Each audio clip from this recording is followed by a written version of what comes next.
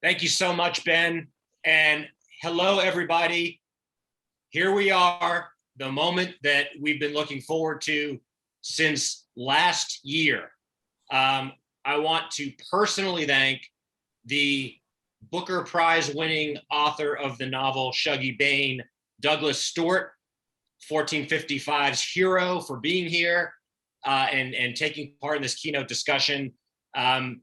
What can I say? 1455 is so delighted to acknowledge not only the brilliant writing that has been universally lauded and recognized, and rightly so, and all this richly deserved success, but his generosity and support of the literary community, which epitomizes everything we talk about when we talk about the ideal literary citizen. We speak so much at 1455 about community. Douglas epitomizes it.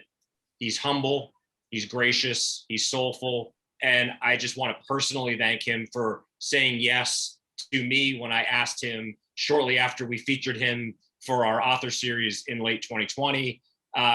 No one has ever accused me of being especially savvy, but I had a sense that this would be the ideal keynote speaker, and I remain humbled and grateful that you agreed to do this, Douglas. I also want to thank the woman who will be leading this conversation, Bethanne Patrick, who elevates our Summerfest with her passion, her ceaseless advocacy for writers, and her street cred, which enables us to connect with so many remarkable artists all around the globe. It's with great joy that I introduce her and Douglas, and I can't wait to hear them in conversation. Following this, there'll be some closing remarks in our final session, but let's get down to business. First, Bethanne Patrick, who is a writer, a critic, and author whose career has focused on books, publishing, and authors, not necessarily in that order. She was one of FlavorWire's 35 writers who run the literary internet. She tweets at The Book Maven, and in 2029, she created the Friday Reads hashtag that is now used on a variety of social media platforms for weekly book talks and sharing by thousands and thousands and thousands of readers around the world. Her book reviews appear frequently in the Washington Post and on NPR Books, among others, and she's a contributing editor to LitHub, where she writes the monthly column on overlooked books. And our keynote special VIP guest, I'm trembling with joy. Douglas Stuart is a Scottish-American author. His debut novel, Shuggie Bain, won the Booker Prize. It's published by Grove Atlantic in the US and Picador in the UK, and is to be translated into 34 languages. He wrote Shuggie Bain over a 10-year period and is currently at work on his second novel to be published in 2022. His short stories, Found Wanting and The Englishman, were published in the New Yorker magazine. His essay, Poverty, Anxiety, and Gender in Scottish Working Class Literature, was published by LitHub. Born in Glasgow, Scotland, he has an MA from the Royal College of Art in London, and since 2000 has lived in New York City. Douglas, once again, thank you a million times, and it's a tremendous honor to have you here. Oh, thank you for having me. So exciting. So Bethanne, I will step out of the way and let you run the show. So thank you both, and I look forward to watching this conversation. Thank you, Sean. Thank you for having me back. Thank you. Thanks, Anytime. Sean, so much. And we'll see you at the end, and can't wait for the closing remarks. Very exciting. Bye. So Douglas, this is just a joy. It's a pleasure, but we do have just half an hour, and I want to talk with you about storytelling. And it's very difficult to decide what to start with because there's so many different ways into the topic with you. And so I think let's start with Shuggie. Let's say that's Shuggie Bain is where it all began. And something that I think is quite interesting that you just told me when we were chatting before we came on live is about Shuggie Bain answering a silence. And so let's talk about that in terms of storytelling and what kind of silence it answered and what its answer actually is. Yeah. Oh, thank you. It's so good to see you again, Bethanne. We have to stop meeting like this. But Never. I only ever see you digitally. I can't wait to rectify that. That's right, exactly. But yeah, I was thinking very much about storytelling. You know, Shuggie as a novel stands in a long literary tradition. He's a little foothill amongst some mountains. If we think about post-industrial writing, and we think about, especially in the United Kingdom, these sort of social upheaval novels, but they often focus on the men and heterosexual men and what they were going through at the time. But I was a young boy that grew up in that landscape, but my entire world was I was incredibly lucky for my world to be women. Part of that was because I'm the son of a single mother. Part of that is also because I was queer. And so I was othered very young, and the men didn't know what to do with me. The boys didn't want me around. And so really my entire world was my mother and all of the women that sort of surrounded my mother. You know, and that's where the richness of storytelling was for me. I think Glasgow, Scotland, and I think many industrial big blue collar cities are thought of as masculine places. But the real story, the real energy of these places for me is always the women. It's the women's voices you don't often hear from. And so when I began to sit down and think about Shuggie, I'm now 12, 13 years ago, it was really about sort of answering that silence for me. I'd seen all these novels that had spoken about the upheaval, the unemployment under the Thatcher government, the sinking into addiction. You know, your mind goes to Train Spotting as one of the tentpole examples of that. But for me, you know, women were always on the fringes. Certainly queer men and their experience was really not on the page at all. But the women and the stories there were never featured. And so I wanted just to really reframe everything there and bring that to the page.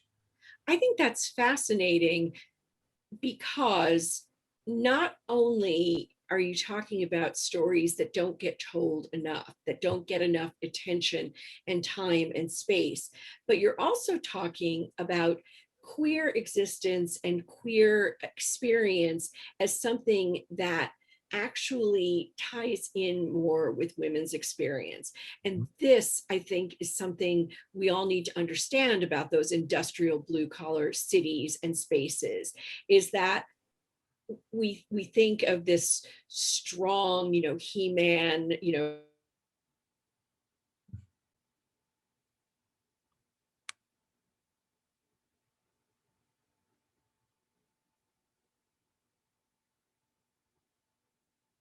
Oh no, I lost you.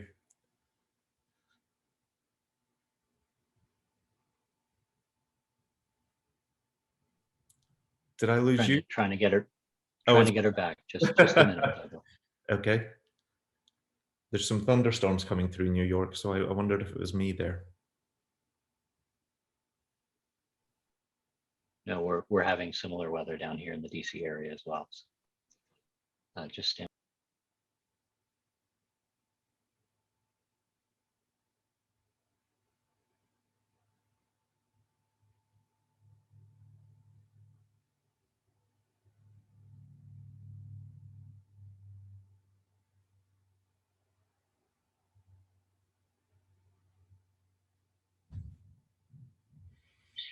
Hi.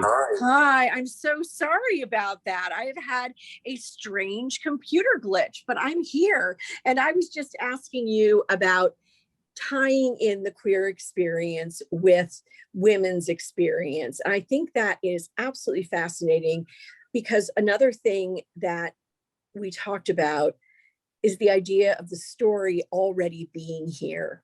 The story exists before you start telling it. And so talk to me, please, Douglas. And I'm so sorry about falling out like that for a moment, but talk to me about what it means to pick up that story of, I don't just mean to say femininity, but the other side of life, the side of life that is not posturing in strength and aggression, the side of life that has a different story to tell, if you will. Absolutely, yes. We actually had a little silencing of female voices there, Bethanne. So that was a little bit meta when you disappeared for a second.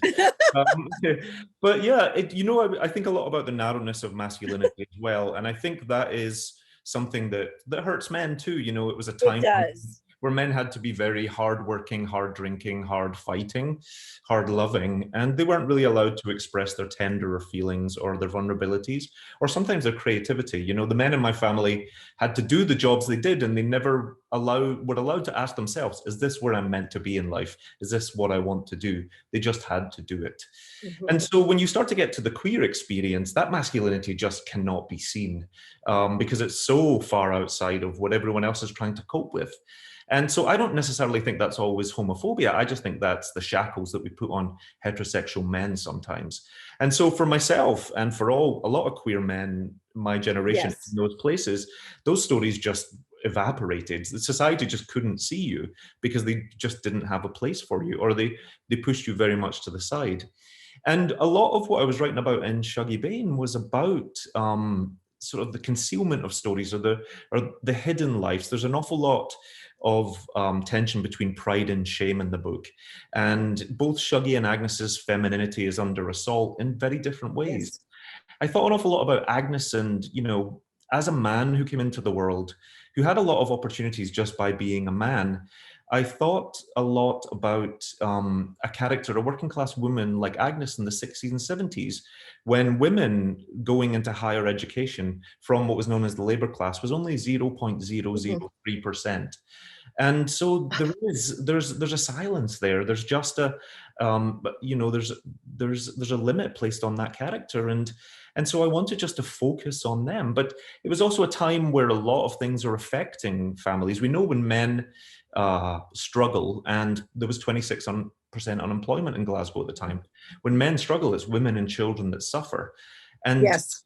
I wanted to show the sort of the backdrop, the cityscape in that way, but then look at the stories that you weren't hearing. It isn't really about the men on the picket line or the strike line. It's about their wives at home. It's about their children that are trying to get by. And that's why I wanted just to reframe those stories. This is so important, and it makes me think. I'm sorry, I'm going to bring in a little pop culture because we were talking about music. We were talking about 1980s music, but this is not what we were talking about. What you're saying reminds me of Shipbuilding by Elvis Costello. You know, a new winter coat and shoes for the wife, and a bicycle on the boy's birthday. These are the things that get affected by large corporations, large industrial institutions. It determines whether or not the women and children can make meals, whether or not people can stay alive. And if we go too far down this road, I will start to cry, because of course Shuggie Bain does have plenty of stories that can wring tears from you. But what you said to me that really fascinates me, Douglas, is the stories are already there. And so they aren't necessarily beginning or ending with you as the author. And I think whenever someone is writing fiction that's based on realism and history, that's true. It probably is true for most stories, but particularly when you are writing about a specific time and place that is real, the story is moving through you. So would you talk about that for a moment, please? Yeah, absolutely. Yeah, certainly for all the characters in the novel, I felt like these were people that I knew or I could identify. They're not real people, but I could think of them on the landscape. And one of the largest compliments I get, the best compliments I get, is when people from home or from anywhere say, "Oh, I know a Eugene," or "I know a Ginty." And that makes me feel like I've dealt in the right type of realism, that I've created these characters that people can really relate to them. But I wanted to create characters that felt like their lives actually had happened before the book. They might go on after the book. But the sort of the warp thread that they were there laid down, and then the weft of Agnes and Shuggie crossed over them. But it was only for those moments that people were coming in and out of each other's lives. And even in a lot of ways, the book is about the end of Agnes. And Agnes has had this huge life before she gives birth to her youngest son. And then, of course, we leave Shuggie on his own at 16, and he's going to have a huge life beyond that. So even their love story, their connection, it only overlaps for a very short period of time. But I was loved that the Oliver Costello reference you said, because I was just thinking, you know, I was a kid that didn't grow up with literature, didn't grow up with books, Bethanne, but we Mhm. had storytelling tradition. I think all Celtic faiths have that, or people from Yes. Celtic places. I was talking to Colm Toybeen about it recently. And Oh, wonderful. yeah, you weren't, you know, as a kid, you weren't allowed to go to anyone's house, a neighbor's house, your granny's house, your aunt's house, without being expected to make an account of yourself. You had to tell a story. You had to turn your life and what you'd done into a narrative and deliver it. And Yeah. that's a really powerful, you know, medium in working class communities. And in many ways, that's the storytelling that I wanted to bring to Shuggie, just a very accessible, you know, almost having the joy of dialogue and dialect, and just making it that sort of story without huge literary aspirations, I guess I would say. It's a very, you know, I think of it as a very, I don't know, I hope it's an accessible story, but it comes from that oral tradition. But we were always inspired by music and songs because those are free and those are all around you. Whereas I didn't really have any books in my life till I was 17 or 18, but there were stories everywhere. And like I said, it was the women who were the keeper of the stories because the men said nothing. You know, the men were so tight-lipped. And that was just, you know, that was how I grew up. I love that about the stories and giving an account of yourself, because in so many, and it's, yes, it's urban and blue collar and gritty, but it's also rural and farm and agricultural and, you know, Rust Belt and all kinds of places where that is entertainment. You know, you sit a spell and you, as you said, give an account of yourself, and you want to spin a tale. You want to make the story about your flat tire or your trip to the store or your women's club more entertaining and more interesting, because especially in the days where Shuggie is taking place, where you don't have, you know, video games and online this and sell that and mobile everything, people, you know, look to others. They're not looking to books, as you mentioned. They're looking to each other for entertainment. And that is a very powerful part of storytelling. And I think it's one of the reasons why we wanted to focus on that with the summer festival, because community is more important than ever, but it's at risk of getting lost if each of us is buried in our own screen, because we're not hearing, you know, this is why we must rectify things and get together in person in Manhattan, Douglas, because I need to hear the story of, you know, one of the things I was going to ask you actually, and this is very funny because I know Twitter is a place where we both spend time, and it is not actually necessarily the best place for stories, but sometimes you get little shreds. And for example, and I'm going to talk about one from you, is during COVID, during the pandemic, your husband has some very peculiar culinary tastes. just not good stuff that he's making, and it's been driving you crazy. And that's a story I've been following on social media. That's correct, isn't it? That is totally correct. Yeah, he knew how to drive a blade into a Scotsman's heart, because we make porridge a lot, but he, for his porridge, likes to mix all kinds of really disgusting things through it. And he does a lot of Marmite. He does a lot of very savory, yeasty things, and it turns into this very sort of luminous brown or green sludges. Oh dear. But I've been sharing a lot of my journeys with my husband through about his organizational skills. I asked him if he had any rubber bands, elastic bands one day, and he sort of turned to me and he said, "I have 3." I thought, that's weird that you know you have 3. And then he went to the sofa and he lifted the middle cushion, and lying in the dust and the debris were exactly 3 rubber bands. And I was like, why didn't you tidy them up? And like, and he's like, because I knew where they were. And so exactly, that is, oh, such a man, such a man. But I come not to bury men with criticism. Instead, I come to laud you in particular, because there is some very exciting news that's going to be coming up soon. I want to make sure we talk about this before we run out of time. So Shuggie Bain came out last year, as we all know, and everyone who has read it and loved it is thinking, what is next for Douglas Stuart? And actually, we're going to find out fairly soon, aren't we? We are. I'm so excited. We're going to announce what's coming next on Tuesday. But I've been working on my second novel for now about 5 years.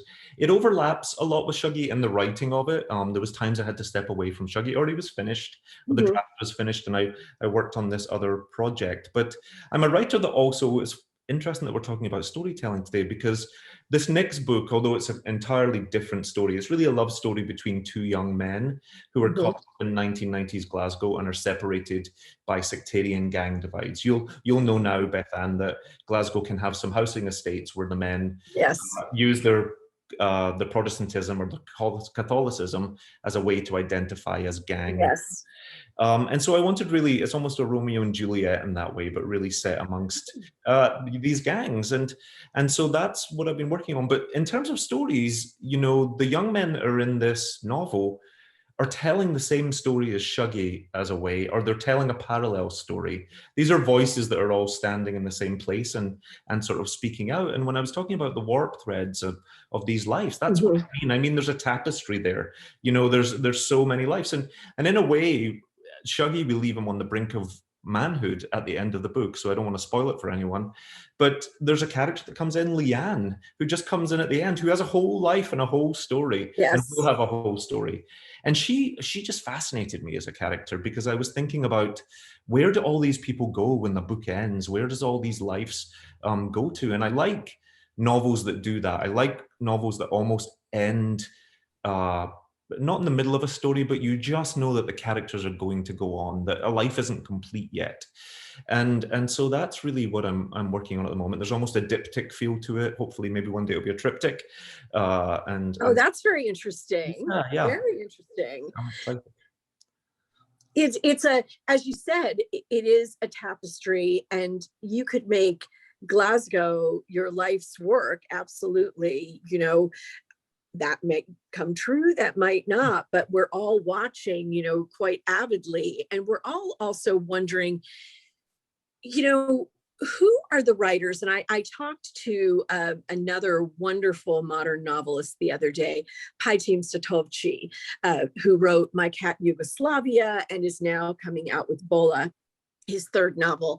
And I said, you know, who are the queer novelists who are inspiring you right now? And yesterday for 1455 Summer Festival, we had an amazing panel with Robert Jones Jr., Kristen Arnett, Bishak Som, Tori Peters, and, you know, just it kept going. And I saw the feedback from that, and it was so heartening and so powerful that I thought, I want to ask you, Douglas, about the queer novelists who are inspiring you, giving you new ideas, who you're really passionate about.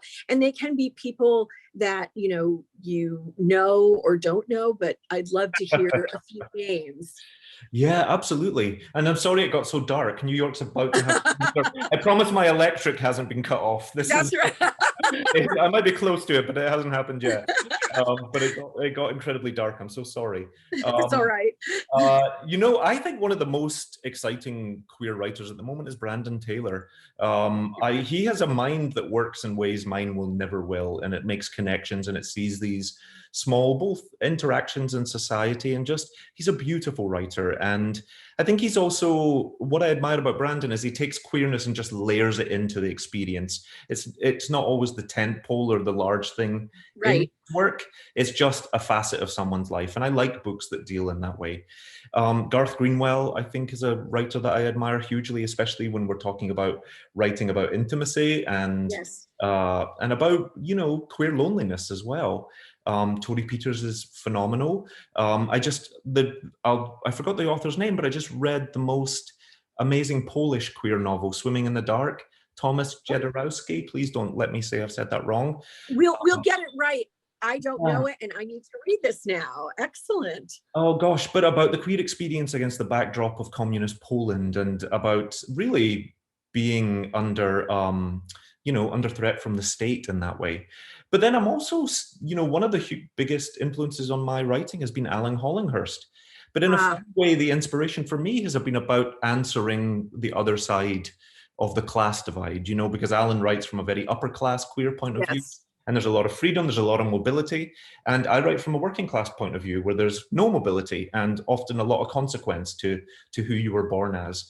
And so I like to sort of, I think about his work a lot and then I think in response to it, or from the other side. And Paul Mendez, who wrote Rainbow Milk, is yes, what an incredible book. And I love what you just said about the class divide, because we have to remember, we talk a lot about intersectionality when it comes to feminism, but there's also intersectionality in other underrepresented groups and marginalities.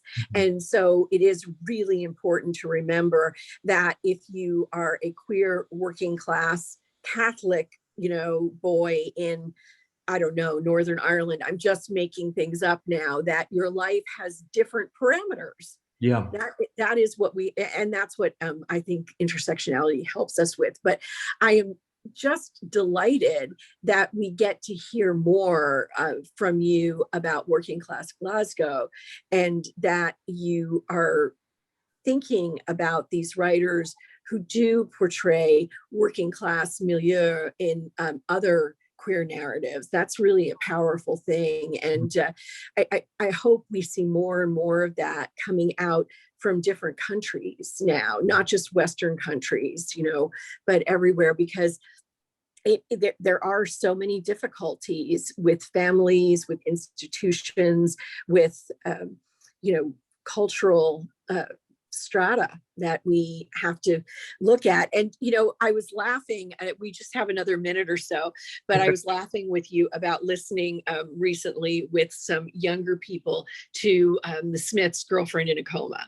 And I was laughing because we were showing them Morrissey, and we were showing them this old, black and white 1950s movie. And I thought, just what you were saying a little while ago about not having books, but having all other kinds of media, that's something that's very powerful to someone in Shuggie's place. That can make a real difference. So stories really do change things. Yeah, it made a huge difference to me personally, but also my writing in the New Yorker is a lot about this. It's about young men who are, before the internet, before social chat groups, before even access to, they don't have the money or the community to be able to go to clubs and access their queerness. And so they write almost pen pal letters, or they write personal ads, and they're young men on the cusp of their life, but they're connecting through music, or they're connecting through these long form correspondence, because they're trying to find people like them. It's not even a sexual thing. It's just a need to not feel like you're the only person in the firmament. And that's what storytelling is all about. Yeah. I can't believe I've gotten so dark. I have to turn on some lights. Well, we are right at the place where we have to turn things back over to Sean. Douglas, this has been a real pleasure, and we will stop meeting like this. We'll meet in real life next time, but I cannot wait until Tuesday. Will you let everyone know, just before Sean comes back on, where they should go to learn more about your next book?